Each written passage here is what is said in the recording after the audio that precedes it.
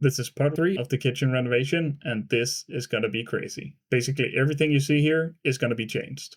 So today I'm just going to be finishing up the drywall for the ceiling and getting it ready for painting. And I'm also going to be cleaning up the hood area. That is a lot of grease to get off, but it has to be done. And I'm also going to be changing out the door frame so it fits the rest of the house. This kitchen is going to have such a different feeling when it's done because we're going to change out so many materials and it's just going to be a much more modern vibe, I think. Going to bring in some of the acoustic panels that we used in the living room and the bedroom. And of course some warmer wood tones as well. Some darker contrast, I think. We're going to do something with that. But with the first layer dried, I could go over it with a sander and then add my second coat.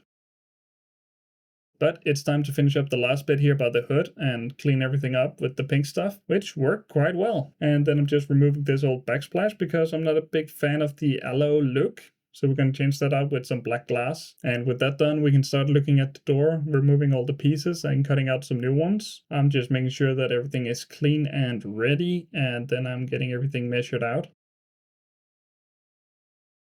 With that cut, I can glue it on, and as you can see, it just fits perfectly. And then I'm getting the last two bottom pieces in, and it's ready for the header. The new hood we're installing are a bit smaller, so I have to paint out where it was before. And also because we raised the roof a couple of centimeters, we have to paint all around in order to hide that, which is both really nice and also kind of annoying because it's such a small area that has to be painted. But in the end, it was the right choice to do. After that, I needed to have some light in the kitchen because it was so dark at night. Putting a hole into the ceiling and fishing out a wire, I could just add this pendulum light, I think it's called.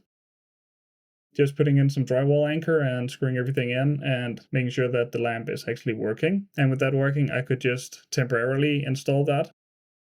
And back to sanding. And I will tell you, sanding ceilings sucks because you will get dust everywhere, even in your eyes, even if you're wearing glasses. And finally here, I am just patching up the last few bits that were missing a little bit of drywall mud to make sure that we have a completely flush ceiling. And next time, it's time to paint.